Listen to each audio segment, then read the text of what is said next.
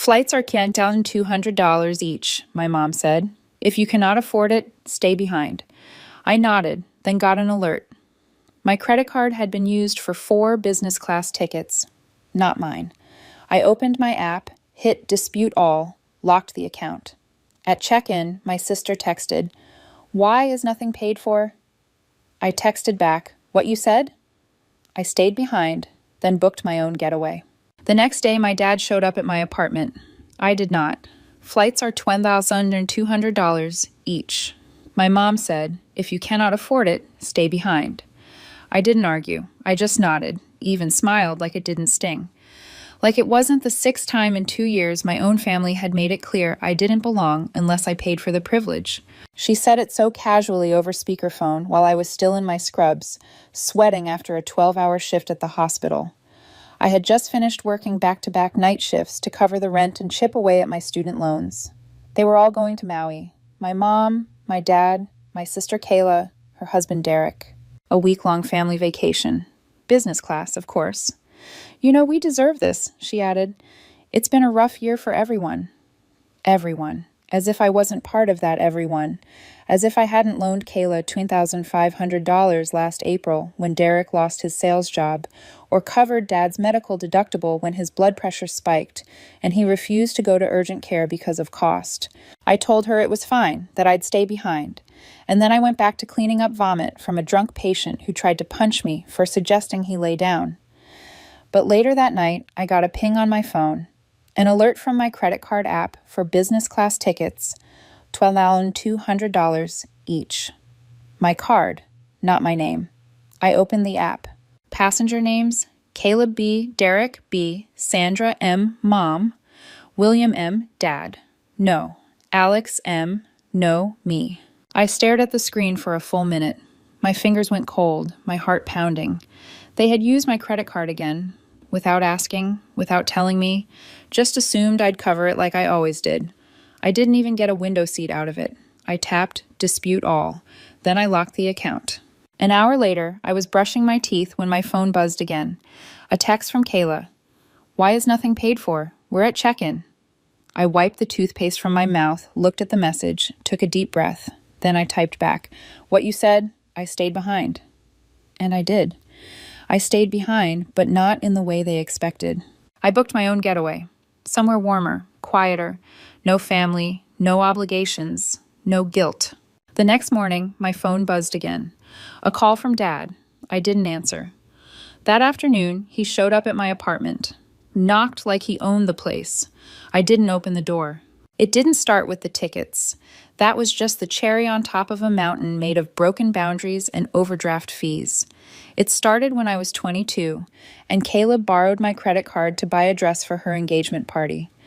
A $600 temporary emergency, because you work in healthcare and don't even dress up, so it's not like you'll notice. She promised to pay me back by the end of the month. She never did. Then it was Dad asking me to co-sign a loan so they could renovate their kitchen. "It's not even for us," he said. "It's for resale value. One day you'll inherit it." Spoiler, the house was refinanced twice, and they used the money to pay off Derek's second failed business. I was working 50-plus-hour weeks at the time, barely keeping my head above water, and somehow I was still the family ATM, the dependable one, the nurse with a steady job, the unmarried one with no kids, the one who should pitch in because family supports each other. But it was never mutual. When I got pneumonia last winter from working through flu season and asked Mom to bring me soup, she said, "I can't, sweetheart. I promised Kayla I'd watch the kids while she gets her nails done. You understand?" I always understood. When Derek crashed my car, the car I let him borrow while his was in the shop, my insurance premium doubled. He didn't even say sorry, just shrugged and said, "That's what insurance is for, right?" They drained me slowly, drip by drip, until I didn't even feel it anymore, like boiling a frog. I was the frog. Until the week before the Hawaii trip, that was the real fuse. I was finishing a night shift when Kayla texted, "Can you move your payday up? Mom wants to book hotels and we're short." "What payday?" I sent back. "Short for what?" She replied with a gif of hula dancers and the words family trip with a desert island, hibiscus, and dancing woman emoji. I called Mom. "Kayla said you need help with hotels?" I asked, trying to stay neutral. "Oh, sweetie, don't worry about that," she chirped. "Everything's already booked. We just needed a bit of a cushion to upgrade to business class. You know how bad Derek's knees are." "Wait, you're asking me to cover the upgrade for a trip I'm not even on?" Silence. Then the tone changed. "Look, Abigail, if you wanted to come, you could have said something. But the flights are $10,200 each. If you can't afford that, then maybe it's best you sit this one out. No hard feelings." She said it like I was a burden, like my very existence was an inconvenience to their luxury itinerary. I didn't argue, just hung up, quiet, calm, numb. Then came the notification. My card, used for 4 business class tickets. That's when the numbness broke. All the sacrifices, all the times I canceled vacations, skipped dinners, worked doubles. For what? So they could live it up while I rationed my meds and ate instant ramen 3 nights a week. That night, I sat at my desk, staring at a spreadsheet of my finances. I had $327 in checking, $14,200 in student loans. My car was 6 years old with 119,000 miles on it. I hadn't been on a vacation since college. Meanwhile, Derek was sipping first-class champagne with my name on the receipt, and Kayla had the audacity to text me from the check-in line with, "Why is nothing paid for?" The mask slipped. That's who they were, who they'd always been. I wasn't family, I was funding. I responded simply, "What you said? I stayed behind." Then I did something I never thought I'd do. I opened a travel site and booked my own trip. Nowhere fancy. But it was mine, all mine. No obligations, no guilt. The next day, Dad showed up at my door like a scene from a Netflix thriller. Still in his Hawaiian shirt, standing outside my apartment with a look that flickered between confusion, anger, and entitlement. He knocked. I didn't move. He knocked again, louder this time. "Abigail, open the door. We need to talk." I didn't. He stayed there for 7 minutes. I timed it, then he left. That evening, I got a voicemail from Mom. "You really hurt your father today. He flew back early to speak to you, after everything we've done for you." Done for me. I saved the message, not for memories, for evidence. I was done gaslighting myself. The next day, Kayla tried calling 5 times, then sent this gem. "Grow up. You can't punish the whole family over one misunderstanding." Misunderstanding. They used me, robbed me, mocked me. And now that I said no, I was the bad guy. But I wasn't mad anymore. I was done. They thought silence meant surrender. That if they knocked hard enough, long enough, I'd cave. Just like always. But I had changed. Dad came back again the next day. This time with Mom. Same spot. Same condo hallway. Same tired manipulation on their faces. I didn't open the door. That night, the texts started flooding in from Kayla. "You are being completely unfair. We needed that upgrade. Derek's knees swell when he flies economy. Do you realize what you've done? We couldn't even check in. Had to downgrade and pay out of pocket. Do you know how embarrassing that was? Family is supposed to be there for each other. Family. That word again. I typed, deleted, retyped. Then I sent one message. You mean like when I paid your rent for 8 months and you forgot to pay me back? No reply. Next came a barrage of calls from Mom, all ignored. Then a text from Dad. You need to grow up and stop playing victim. We had no choice. We didn't know the card would decline. You were supposed to help. You always do. I stared at that last line for a long time. You were supposed to help. Like I was a family employee whose absence constituted workplace misconduct. I didn't reply, but I wasn't done. Because they thought this was just a phase, a tantrum, that I'd get over it, like I always did. But this time was different. This time I was angry. Not just emotionally hurt, logistically, financially, physically exhausted from years of propping up a system where I was the silent donor. So I did what they never expected. I sat down and wrote an invoice. $600 dress for Kayla's engagement, never repaid. $2,500 loan to Kayla and Derek during his unemployment. $800 Dad's MRI deductible out of pocket. $420 groceries. Mom forgot to Venmo back. $1,200 X4 for business class tickets to Hawaii charged without consent. $150 interest and fees on late credit payment caused by above. And a total outstanding balance was $7,170. Then I emailed it to the family group chat. Reimbursement request for unauthorized charges and past support. Body. Per your belief that families should be there for each other, please see the attached breakdown of financial support I have extended over the past 24 months. As of July 1st, I will no longer be subsidizing family expenses. Full repayment expected within 30 business days. After that, I'll be submitting formal reports to my credit provider regarding unauthorized use of my financial credentials. No further financial interaction will be permitted moving forward. The group chat exploded. Kayla, are you serious? What kind of person sends an invoice to their own family? Mom, this is hurtful and unnecessary, Abigail. You're making things worse. Dad, we raised you better than this. That was the final spark. Because the truth was, they didn't raise me. I raised myself. Between extra shifts, unpaid debts, and being the default safety net for everyone else's irresponsibility. I replied with the facts. You didn't raise me. I was overwhelmed by the imbalance in our relationship and I let you, but not anymore. Then I blocked Kayla. I left Dad and Mom unblocked out of sheer curiosity for how deep the delusion could go. Turns out, very deep. The next night, they showed up in person again. I saw them through the peephole. Dad looked stiff. Mom clutched some papers, probably receipts and excuses. I opened the door. You need to talk to us, Mom said, voice trembling. No, I really don't, I replied calmly.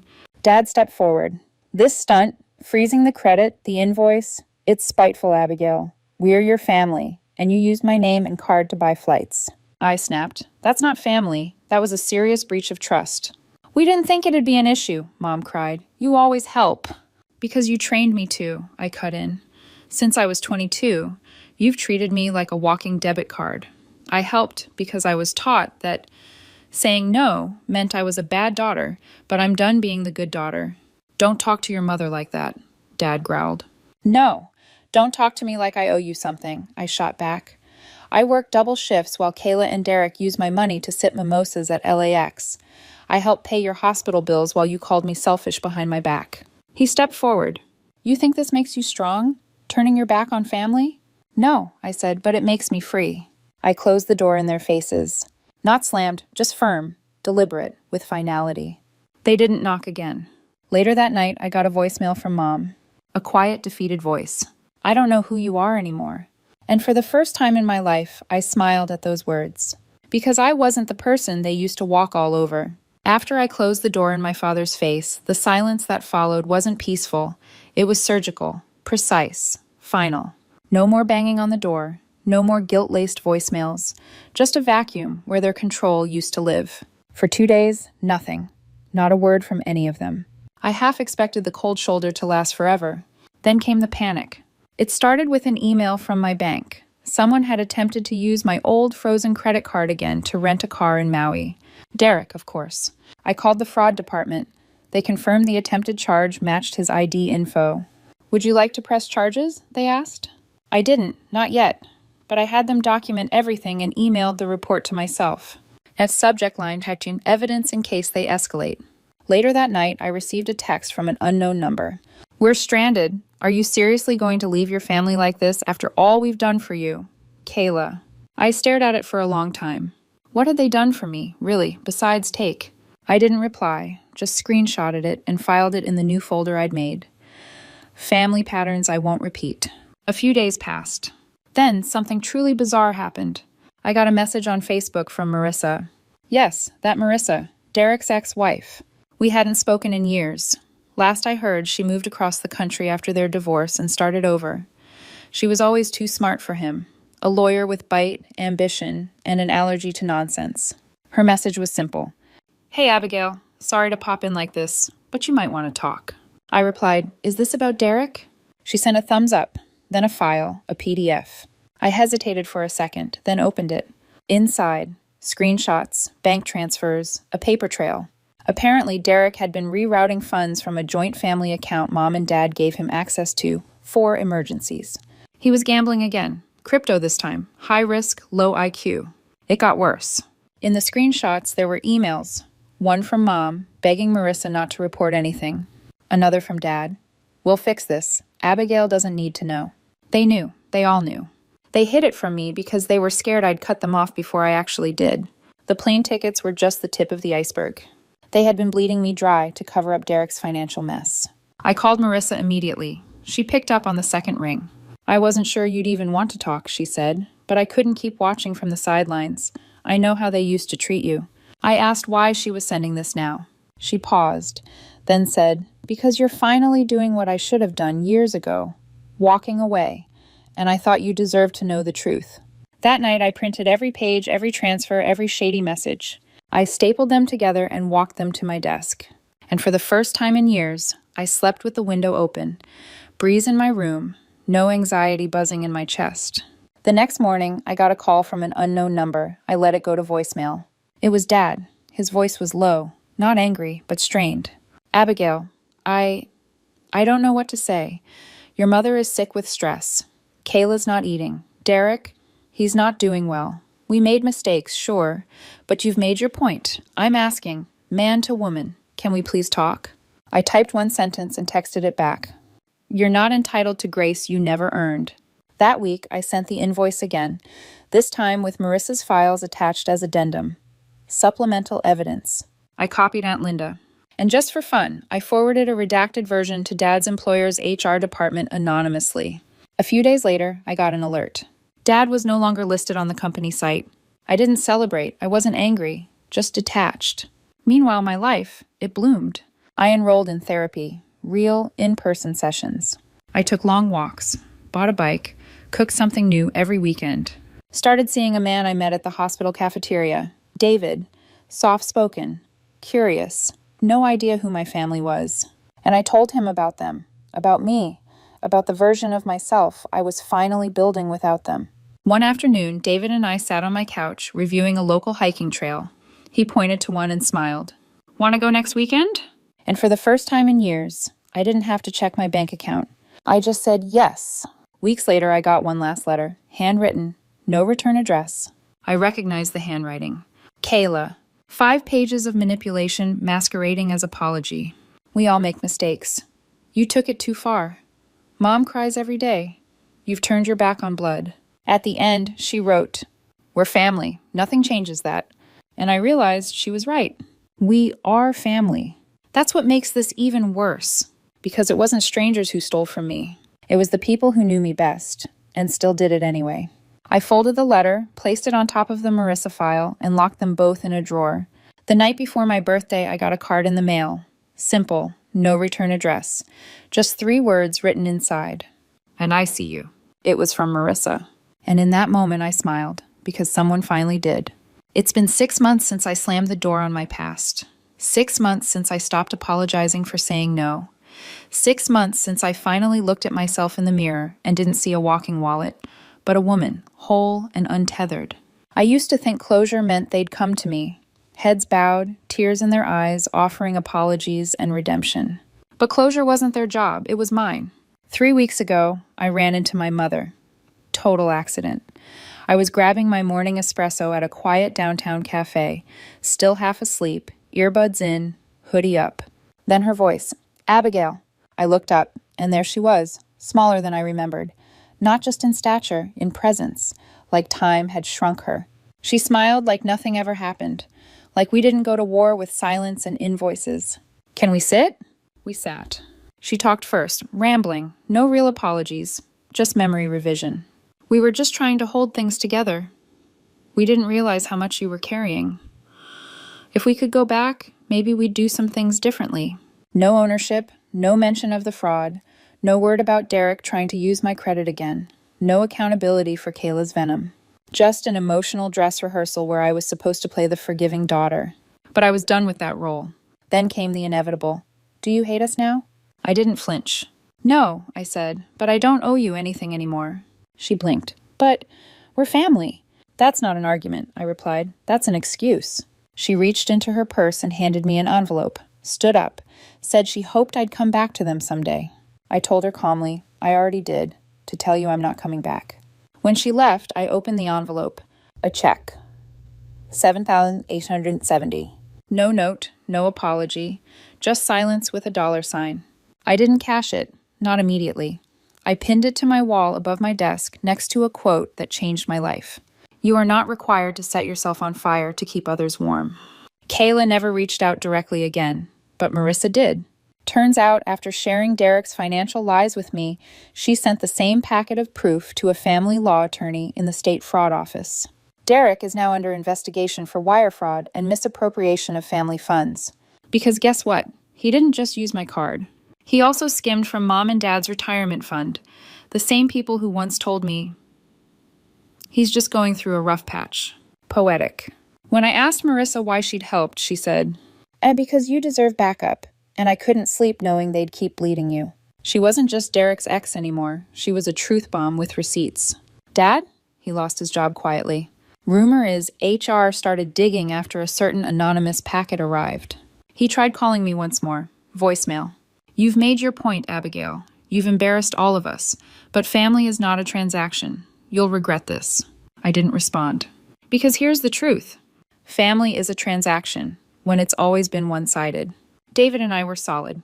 He was there when I told him everything. The good, the ugly, the bank records. He didn't flinch, just held my hand and said, I'm proud of you for not letting it turn you bitter. He's the first person in my life who never made me earn his love through sacrifice. We're planning to move in together this fall. A new place. Bigger. Brighter. And no, I didn't ask anyone for money. As for the check, I cashed it. Then donated every cent to a scholarship fund for young nurses who support their families financially while in school. Because someone out there is me, 5 years ago, breaking her back while her family pretends it's normal. Let her know it's not. Let her know she's not alone. So where does that leave me? Stronger, quieter, wiser. Still a daughter, still a sister, but no longer their lifeline. I don't carry their weight anymore. I carry my own boundaries. I carry my peace, and I carry the memory of the day I finally said, I am not your safety net, I am my own person. They didn't understand me for that, but I love myself for it. So here's what I leave behind. The guilt, the fear, the myth that being the good one means being the one who bleeds out for others. And here's what I keep, my life. It's not perfect, but it's mine. And this time, I'm not sharing it with anyone who doesn't treat me like I matter. I used to be the one they leaned on. Now, I stand tall on my own. And the door I closed that day, it's still shut. Only now the key is in my pocket, and it's staying there.